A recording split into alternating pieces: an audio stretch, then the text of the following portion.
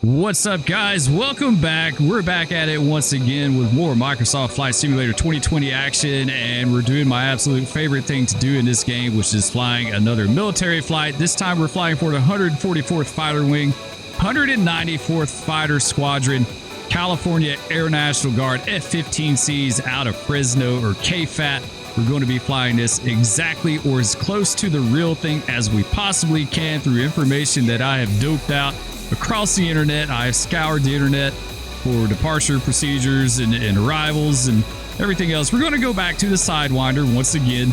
We're going to do our entry into R2508 at Romoff, pick up Alpha on the Sidewinder, Bravo, Charlie, take the Jedi transition across to Juliet, of course hit up the Star Wars Canyon maybe a couple of times, and then come back to Maitel, which will be our exit, and then probably do a tack-in approach into Fresno. So it should be a lot of fun. Let's go ahead and hop in the airplane. All right, I think we're loaded up and ready to go. We're down here at the Air Guard part of the base. We're going to be taking off on... I don't even know what this runway is. To be honest, I think it's 29 or something like that, maybe. I think it's 29 is what we're going to be doing. So yeah, we'll take off on 29. Their departure procedure, from what I have doped out on the internet, is relatively simple. It's not like a whole procedure. They just fly out runway heading.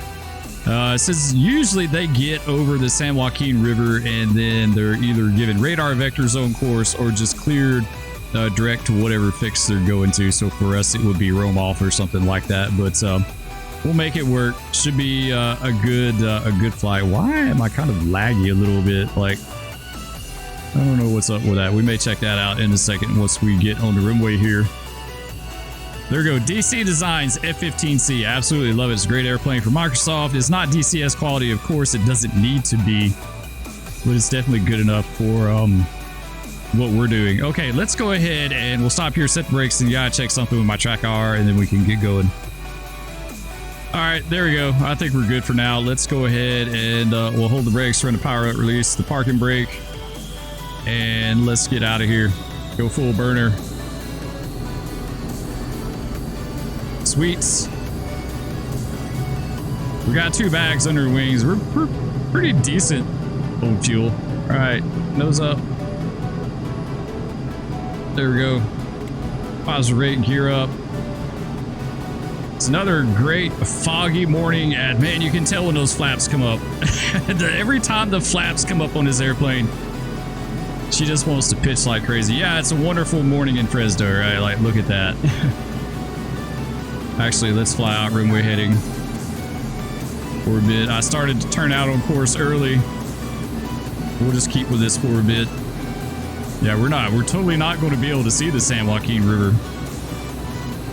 Maybe. We might could dope it out down there. It's not going to be good. Fly out 350 knots.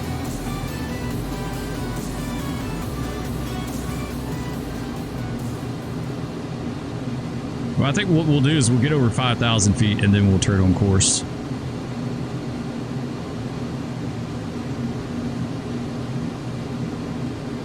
Yeah, we're about to go over the tack-in. Clovis tack-in. We got dialed in.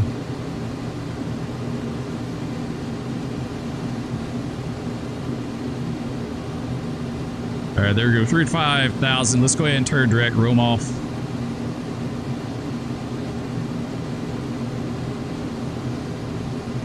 So I'm assuming that's how that would go down if we were working with ATC. It'd just be like, dogs 1-1, you're clear, direct, Romoff.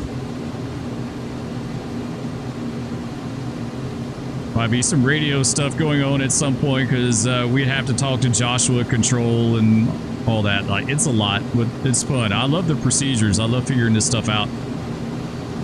Yeah, you know, from up here, it doesn't look too terribly bad, but on the ground, it's like a whole different ball game.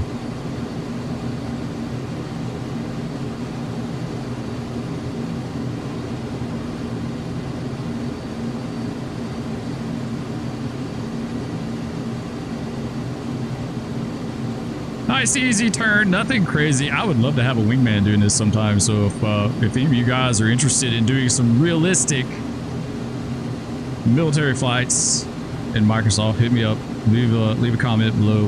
We'll come up with something that's it's a ton of fun. This is a good airplane to do it in. You can't really go wrong with the DC Designs F-15s. All right, we're over 10,000 feet.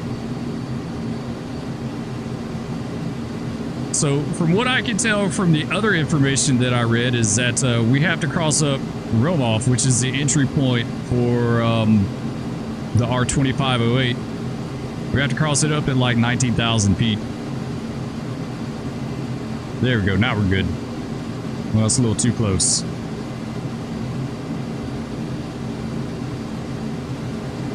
I think that'll be all right. I'm good with that.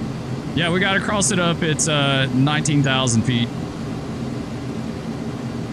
Romoff is not really one of the entry points these guys use, the Fresno guys. That's more for the Lemoore guys, but it's right there at the entry for the low level, so I don't see the point in using like Swoop or Quixote just to go, like, it takes just kind of out of the way, so we're going to do it this way. But yeah, if we had a wingman, he'd be hanging out back there. I'd have him go fighting wing. Not fingertip. He doesn't need to be fingertip. That's just a lot of work. That's a lot of work and stress to hang on fingertip for a long duration. It's beautiful. Look at the Sierras out there. Absolutely gorgeous. Not so much over here. As you can see, as you get out towards the Pacific, it starts to clear up a little bit. It looks like it's just mostly the Central Valley that's crap right now. Okay. Let's get down. We'll start getting ready to hit 19,000.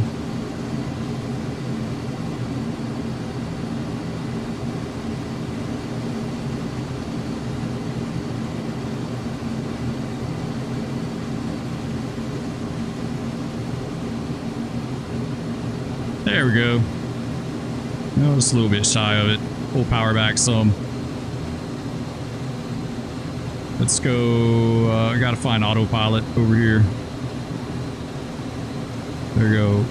Let's see. Let's do master, own, and 19,000. Now, the real plane isn't like this.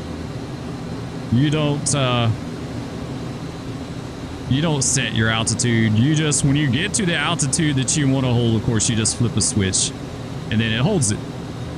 So it's very basic. I think they have like altitude hold and course hold. I don't even think they have waypoint couple. I think that's more like an F-15 C or E and an F-18 thing.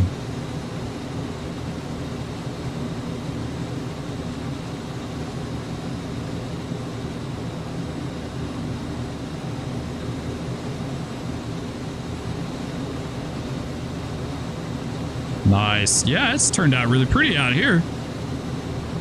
This sucks over there. It's been foggy a lot of mornings in this Central Valley here lately. I guess that's just like a regular thing for them. I don't know if I can handle that. Where I live, I hardly ever see fog. Like, it's once in a blue moon.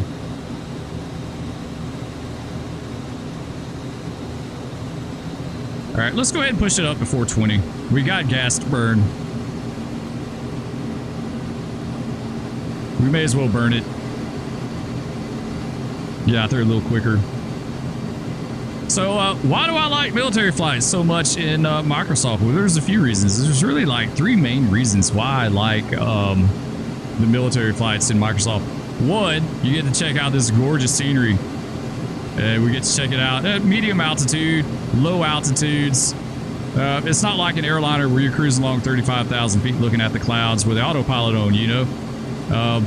We do have the autopilot on now, but there's way more hand flying, which would be number two, the second reason. Some more hand flying involved in military flying. Like a large portion of this, other than this little cruise to the work area, otherwise we hand fly it. And we hand fly it a lot, and I do like that. And the third reason is the flights are generally shorter. You're talking an hour or two max, you know. Sometimes they can be longer, it just depends on what you want to do. The military route structure is really flexible. A lot of times they'll have multiple entries and exits, so you don't have to fly the whole route. You can only fly the portions that really kind of work for you. There we go. All right, I think we're set. Yeah, so those are three big reasons. Plus, it's just cool. It's got a coolness factor to it. So I guess that would be reason for, right? There's a coolness factor to it. It's interesting to learn. You know, there's a good bit of information to learn from this. It's definitely different than the airline stuff. So that's why it appeals to me so much. Like, you can't get any better than this. Right? Like, you can't get any better than that at all. I think it looks really good. That's a nice looking bird.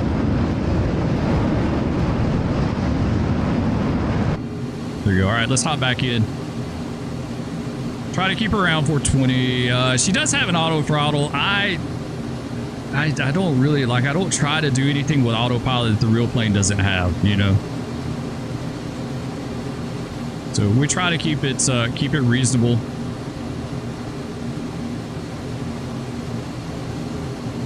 I was trying to see if I could spot the needles over there. I don't. Yeah, I don't see them so far. Doesn't look like it. Zoom that back just a tad. There we go. I think that's a little better for us.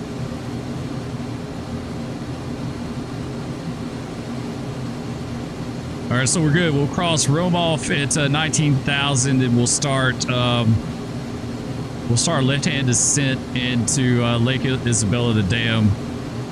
Cross it a few thousand feet and then pick up the low level that way. I think that would be a pretty good setup. We don't have a lot of room on this side, like between Roboff and entry.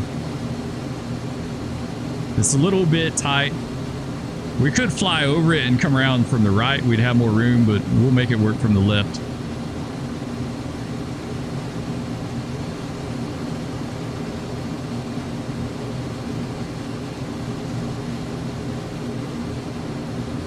We'll fly the route at 450 knots. 500 feet, give or take. We got 200. We got down to 200. We got a little wiggle room. We're not really a ground pounder. That's the thing that always surprised me, that these guys flew the Sidewinder as much as they did. And they still do, even though they're purely air-to-air, right? Not a pound for air to ground in the Seagull, so, but they fly the Sidewinder a lot. This is their play area, actually. This is where they work a lot. They work over here in the Foothill MOA and the Porterville MOA, which we're just now entering. And actually, we're a little above it, unless we got the ATCAA, which we don't. So, yeah, and they got a few areas. They got some MOAs on the coast and some warning areas over there off over the Pacific that they use, but they're actually, these MOAs aren't part of our 2508. They're separate, even though they adjoin.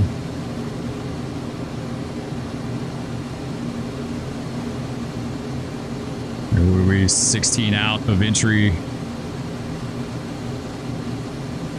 think I see the needles now. I think I do. I see the valley. I don't see Lake Isabella yet. That would be, I think that would be back towards Bakersfield right there.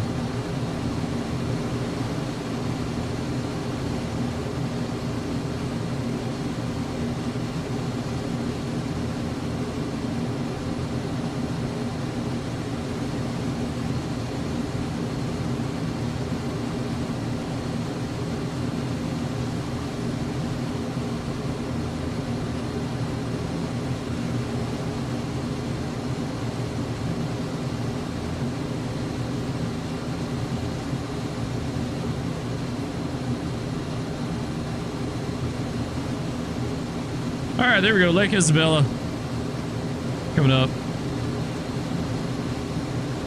Yeah, absolutely gorgeous. What a fun route to run. I'm telling you guys, if you think you're even a little bit interested in this, give it a try. I've had these planes forever. I couldn't tell you how much they cost now, but I don't think they're terribly expensive at all. All right, we crossing Rome off close to it. We swung a little bit to the right.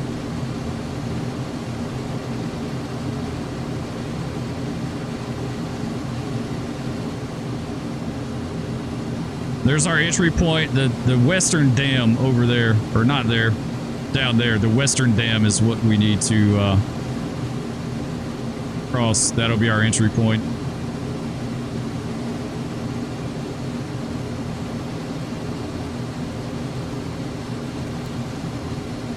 Go ahead and get AP Master off.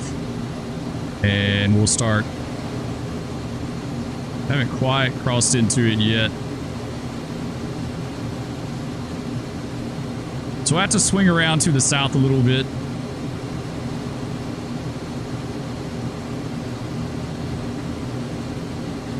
And then we'll turn back north.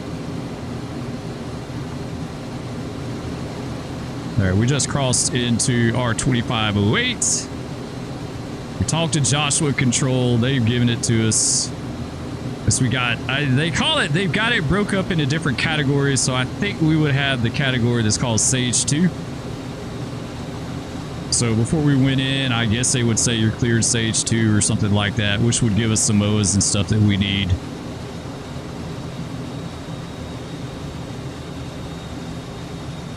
Our wingman would still be back there hanging on, fighting wing. Try to keep it kind of easy for him. And then now we'll just turn back in.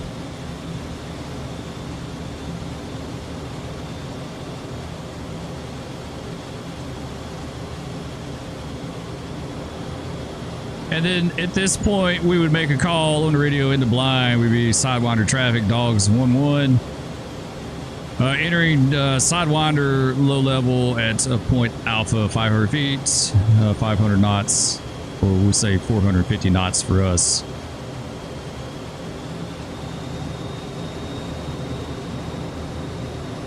There we go, coming back around.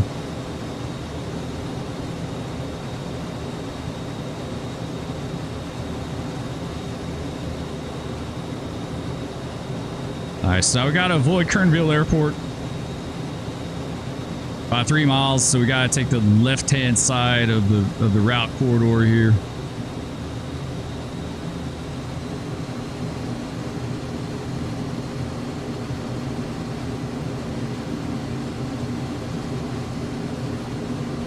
Nice, beautiful area here.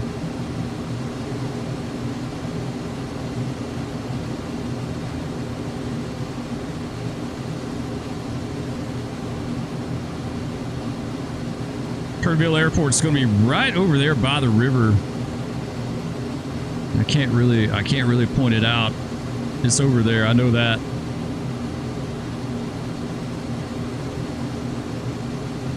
This may be about 3 miles. I generally try to cross this little lower ridge line right here.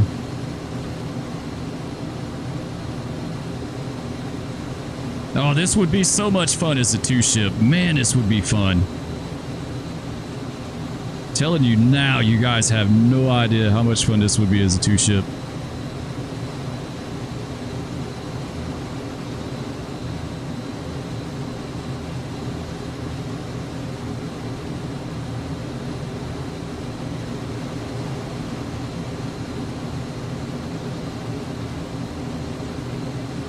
Then we'll pick it back up, go over this other little ridge line out there.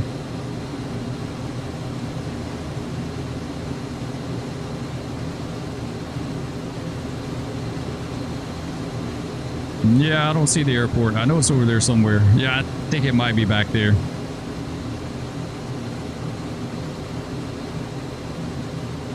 We'll keep descending, get down into the low-level structure.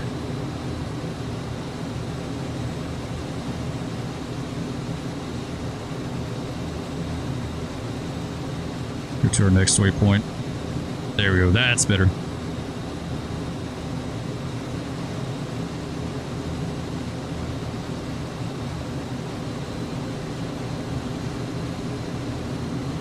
Well, we should have set our altimeter to China Lake. Yeah, I don't know what it is. I think we should have done that, though. I think I read that's the altimeter you use when you're working this area. All right, here we go, guys. We're in our shadow down there.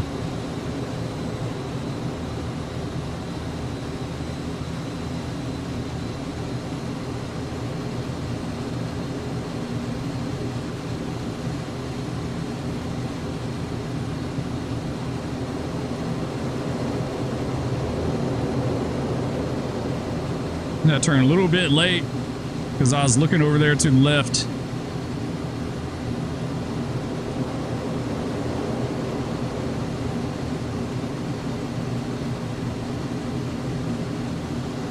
Yeah, if you watch the videos, they don't get too crazy low through here.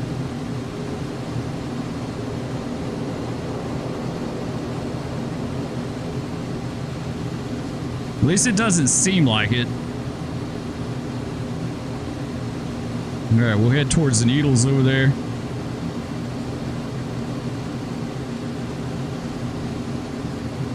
Do our usual turn.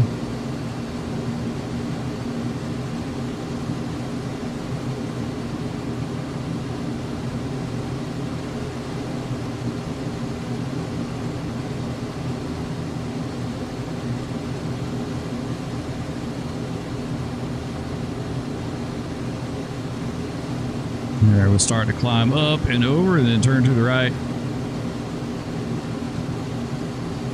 We'll get our next steer point up. I need to key behind that for sure. That's kind of distracting, honestly. Back over and around.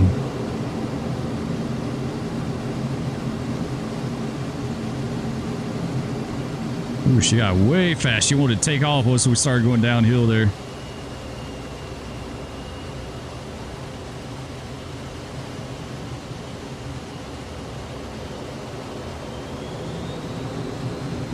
Now she wants to slow up a lot. There's no in between with this plane. That's the one thing.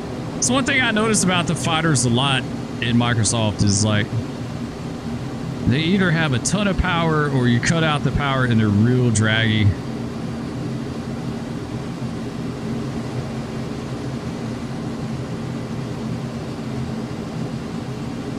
It's fine though. It's doable. It's absolutely doable.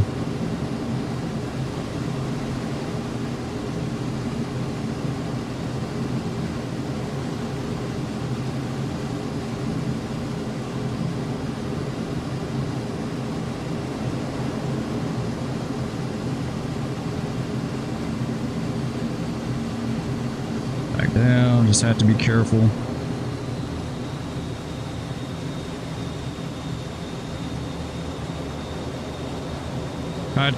Try to keep positive G's on the airplane, no bunting. I think that's what they call it, where they push the nose over and it creates negative G's.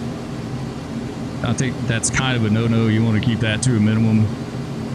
Keep positive G's. That's why they roll upside down and pull to go down. Or they'll slice with the nose, right? You'll slice with the nose and let it drop, and then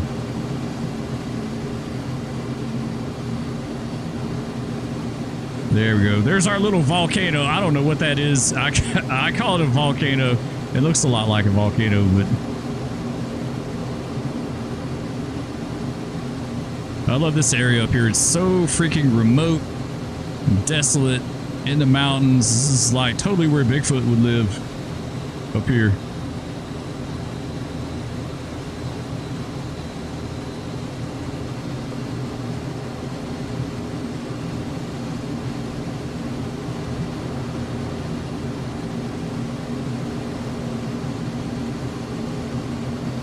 We get ready to drop down to Owens Valley here.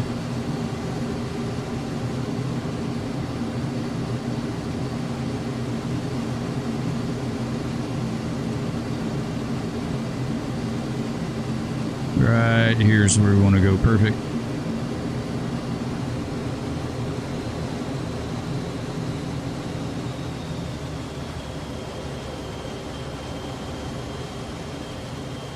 Nice, we did it.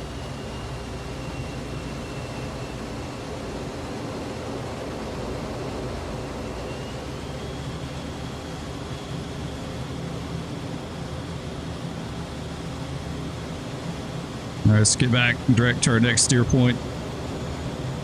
This is going to be Charlie, and then we got to cut across to Juliet.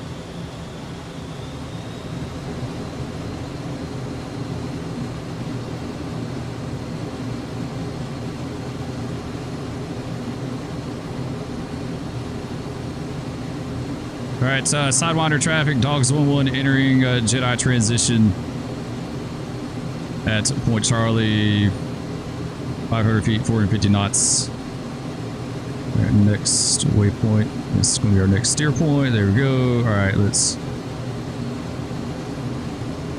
This lake always freaks me out. It's always like glass.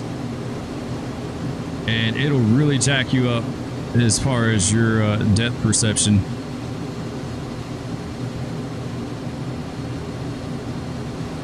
We're at 500 feet and change, but it doesn't seem like it. It seems like more.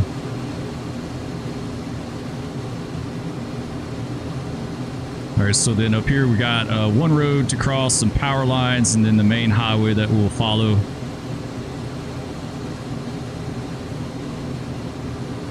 There's our power lines. There's the one road. And then there should be another one.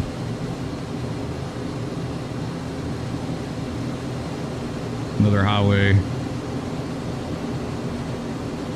There we go. All right, every video I've ever watched, real life video from the cockpit, they follow this highway.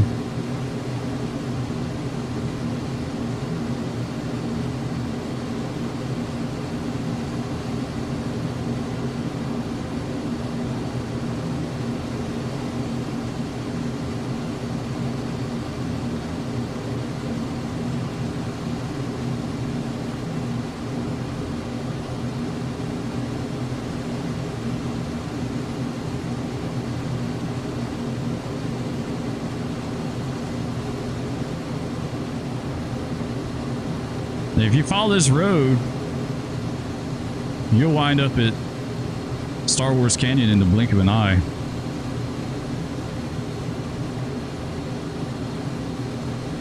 So we'll go through here and then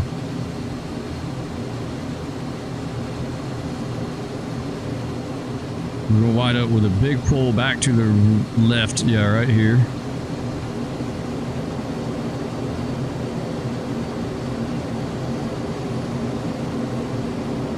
There we go. We'll follow it around this ridge line over here and a big pull to the right, and then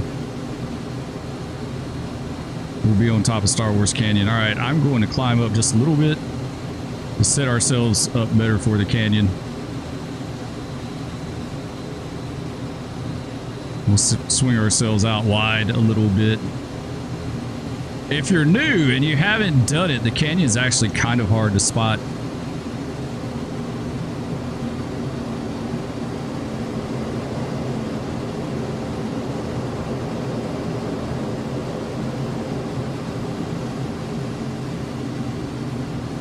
All right, here we go, back into the canyon. A little bit fast.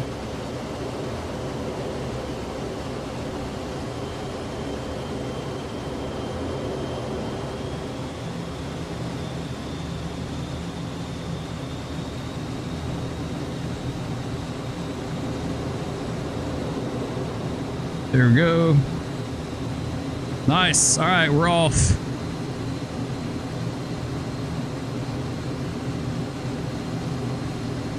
The Sidewinder traffic, Dogs 1-1 exiting Jedi transition, Point Juliet, climbing to the west. We'll do one more run. You can do that. Well, you can re-entry. You can make a re-entry.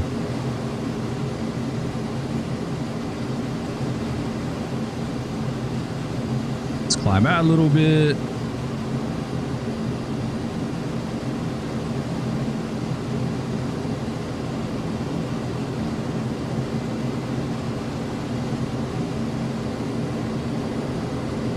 There we go. That looks good right there.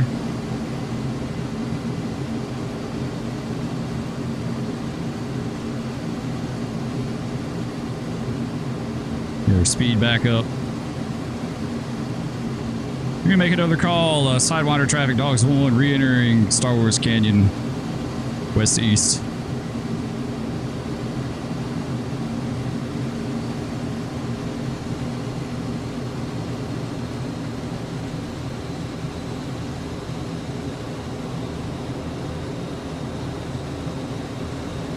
Okay, make a nice broad turn here.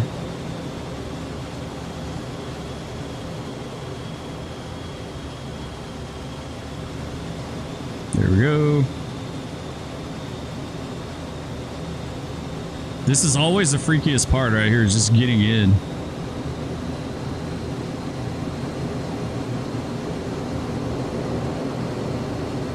It's like once you make it in, oof, that lag, did not need that. It's like once you make it in, you've got it made. It's just getting in here.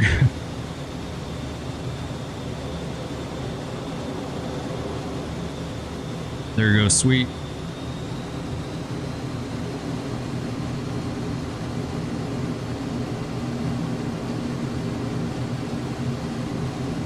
Nice. We'll run out towards Point Juliet a little bit, which is basically across the valley here. I guess this is Panamint.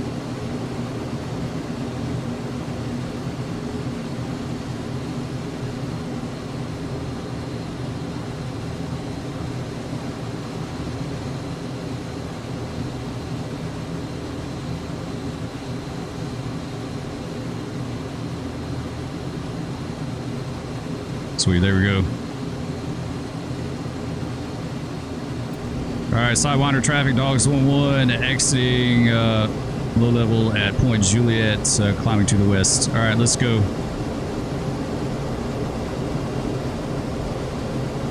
All right, burn some of this fuel off. Oh man, she'll go, right?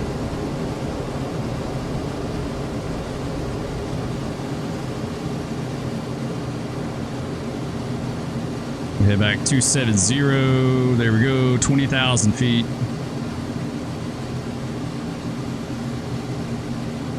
Let's go to our next waypoint.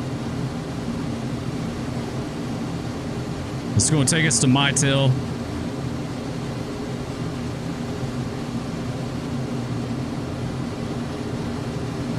$50 out of Mytel.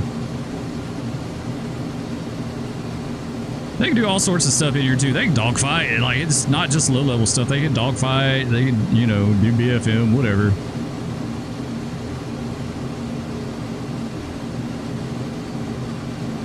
Let's see what our fuel looks like. I'm just curious.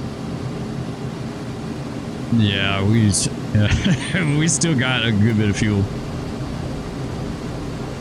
We may have brought a little bit too much for us for what we needed. I'll be the first to tell you, I don't like fuel planning.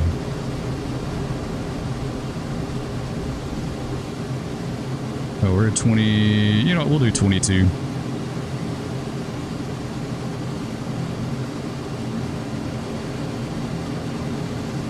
So back behind us to be Death Valley.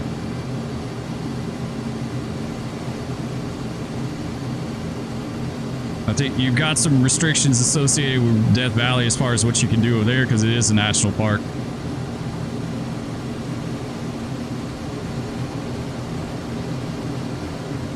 Evidently the birds and toads and frogs and stuff over there, they don't like the sound of freedom, so have to kind of keep it toned back a little bit. All right, so we'll head towards Mytel.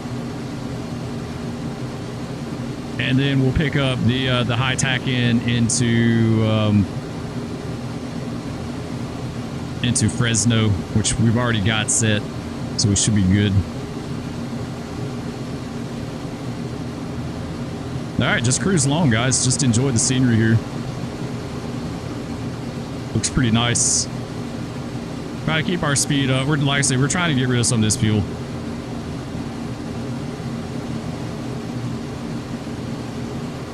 Guess we could do an altitude hold here if we wanted to.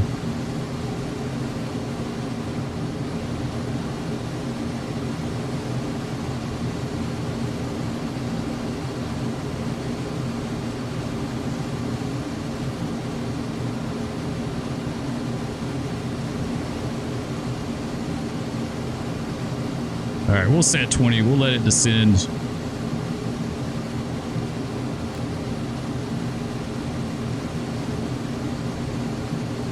Not quite legit for the F-15, but you know what? We'll go with it.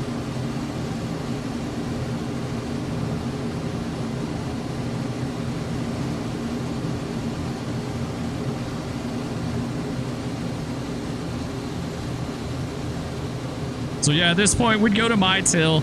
I don't even know if they would clear them to like the initial approach fix for the high tack end, because like that's the part I'm fuzzy on. Like they're really limited on what waypoints they have. It's not like they have a big involved FMS database like airliners do. You know, they basically figure up their flight plan, put it on a data cartridge, and load it into the airplane. They might have those fixes pre-programmed that they could just pull up. Like it would be one of the higher waypoints. And you just go to it that way. But everything that I've seen and I've read pilots talking about, that they like to try to either get direct or radar vectors when they can. It's a lot easier for them.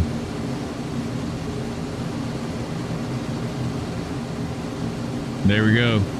It's a tale of two worlds, right? You look across the Sierras, you see all those clouds and fog. You look over here, this is as pretty and dry as it can be. It's like night and day.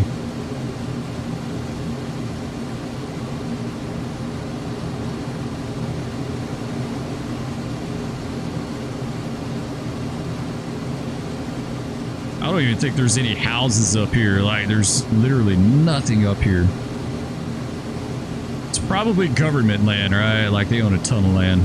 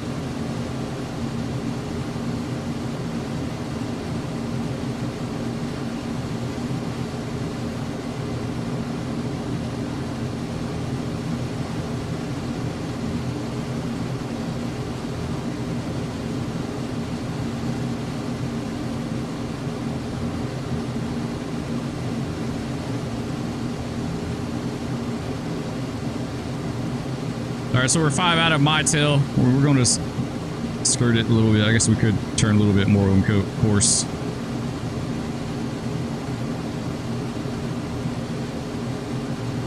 And then our next waypoint, we've got it programmed in. We pre-programmed the initial approach fix for our high tack in. What is it, 29 right? Yeah, good enough. All right, let's go.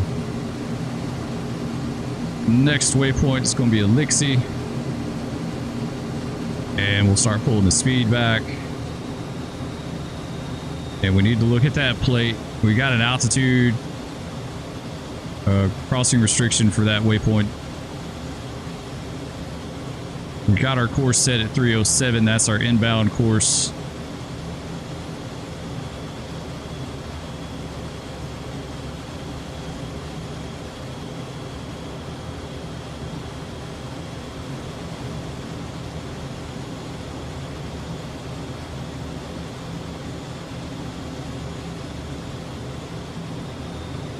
There we go, good. We'll get it back to 350. Nice. So if we had a formation, that's the part I'm kind of iffy on how we would do this. Like, you'd be hanging out there fighting wing. We could go together down in the weather. Like, you could get fingertip and hang on.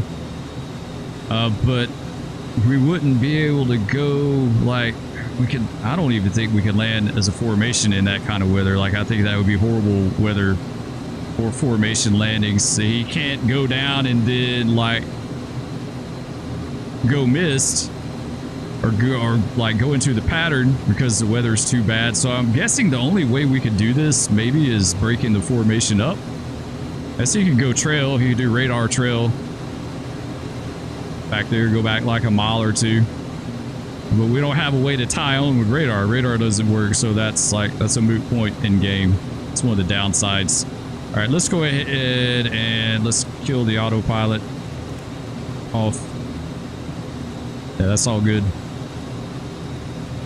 We'll start descending because we've got to cross Elixir at something.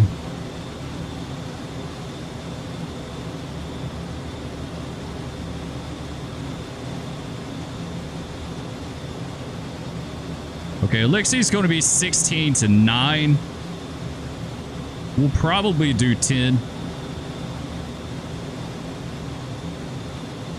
So that's going to be a 34.2 DME from the tack end. 16, I will do to 10. And then the 19, we got to hit it for the 13 at 2. And the 10 at 980 or 1,000. We'll say 1,000. And then we can go down to 760.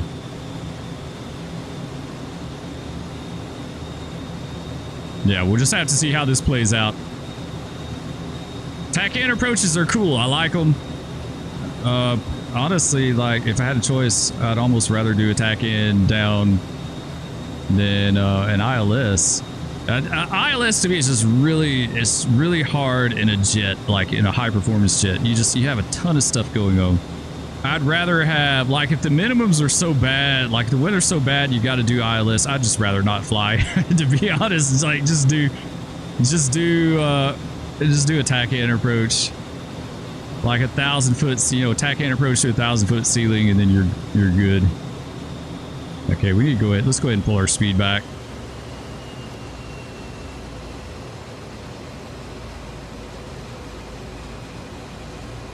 So we'll do 10.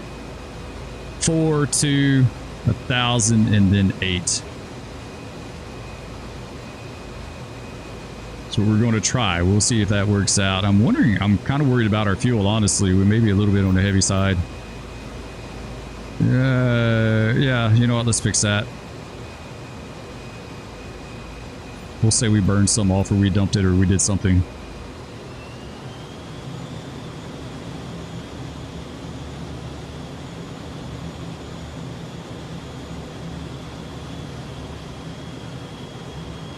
All right, let's do the tack in. Let's go tack in here. There we go. So 34, I need to read those numbers. Like the waypoint really doesn't do me any good. So the 34 is what we're looking for. We need to get down to 10. Go ahead and cut our speed back some more. XDev.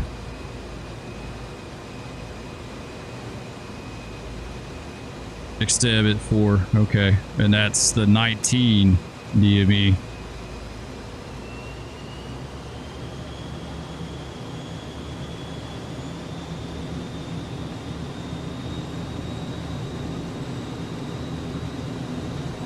We're almost at 10. So we'll cross Elixir at 10.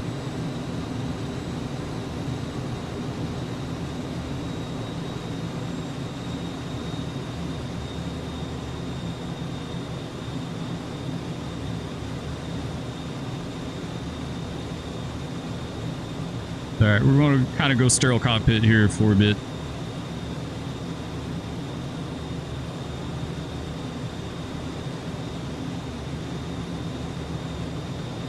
And start turning in for 307.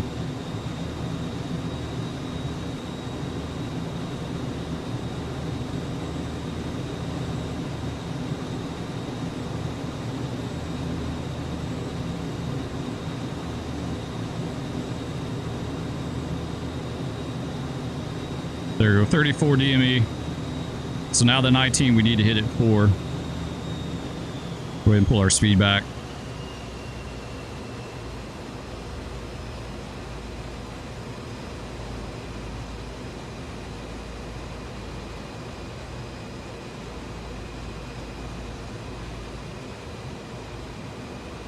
All right, we're flying 308.3.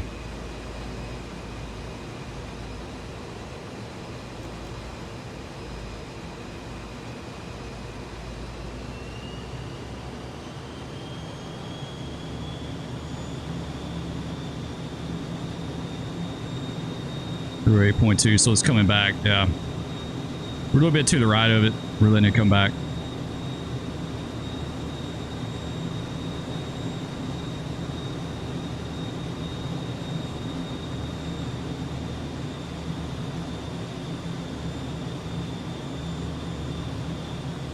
We're 10 miles out of XDev.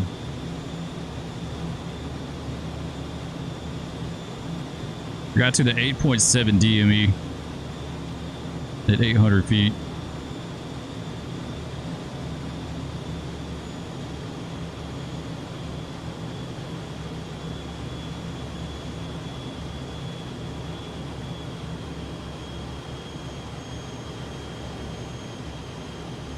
Yeah, I think we'd probably just split the formation at this point. I really don't know.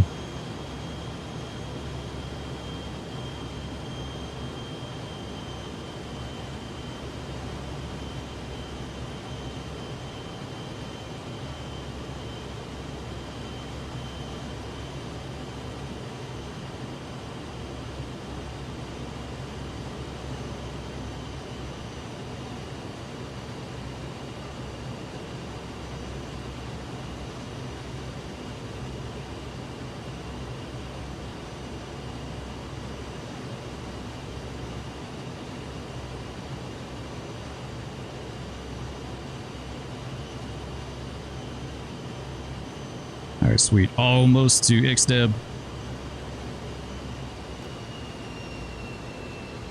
Let's see if I get it configured.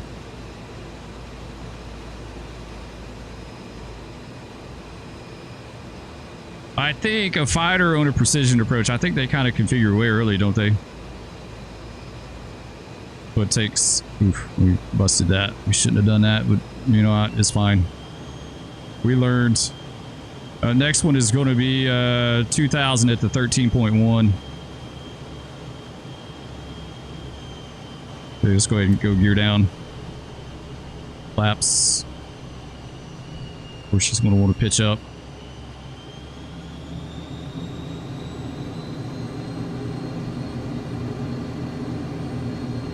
All right, 2000 at the 13 is what we need. We look like we're almost... bang on it here. 307.3 there.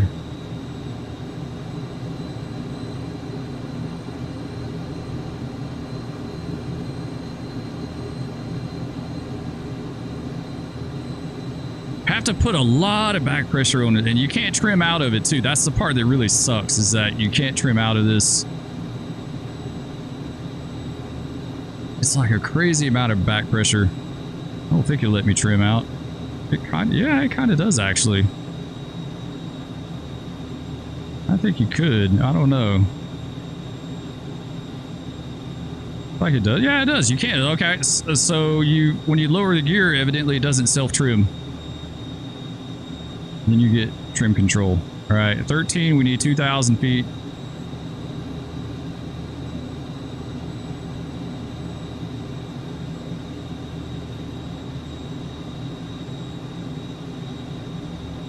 We need 1,000. 13, we need 2,000. 10, we need 1,000.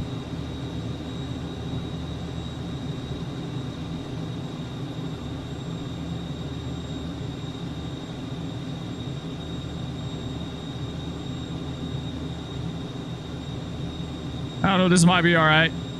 So far, so good. We drifted a little bit. We need to go back to the right just a tad. We're at 307.4 right now. There we go, 13, and we're 2,000, so perfect. Beautiful. All right, 10 at 1,000.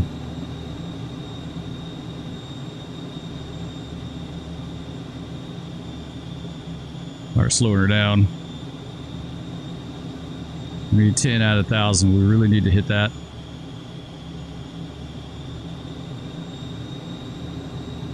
We start looking for our approach lights. Hopefully we'll be able to pick those up. And 8.7 at 8. So basically 9 at 800 feet. 10 at 1,000. We're a little bit low, yeah. There you go. I saw it. I saw the chase lights. I saw them for a split second. I don't see them now. Crap, where are they at?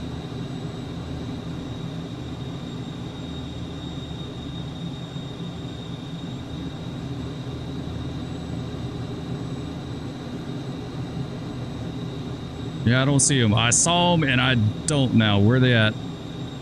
There they are.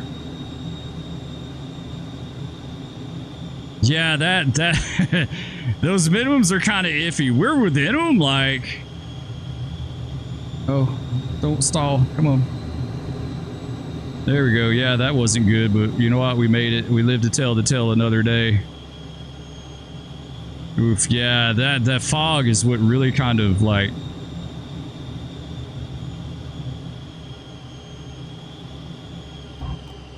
There we go. We made it.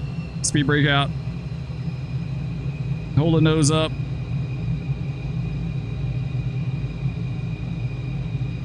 Come on, keep it up. Oh, she went ahead and dropped. All right, there we go. Man, that, I'll be honest, I kind of white knuckled that a little bit, guys. Like that was, oof. That was a little dicey right towards the end. Like I saw him really good one time, and then I lost him. I didn't see him anymore. I don't know if the visibility changed or what, but we lost him, and then we didn't see him again until kind of like the last minute, and then I pulled the power out and she kind of sank. Oh me. Yeah, that was great. That I don't like I would rather break out of a cloud base on attack and approach and have like a 2,000 foot ceiling, you know, or 1,000 foot ceiling, and then like 5 miles visibility, 3 miles visibility. I don't even know if that was like, I don't think that was 2 miles. It didn't look like 2 miles to me. It should have been. So what Sky Vector is telling me that it was 2 miles visibility, but I definitely don't think that was 2 miles, guys. Either way, that was really dicey. That had a whole lot of pucker factor to it. I'll be honest. Got a lot of pucker factor. All right, let's clear up right here. Sweet. There we go. We're just going to hold right here. All right, guys, that's going to do it for this one. Love all of you. Thanks so much for watching. If you did enjoy, be sure to hit that like. Leave me a comment down below. Let me know what you think, and we'll catch you next time. Peace. No, big cat. No. Stop. Oh, no. No, kitty. Oh, that's a MiG. That's a MiG over us. Okay. That's the weirdest day ever. Oh, no. He just fell. He just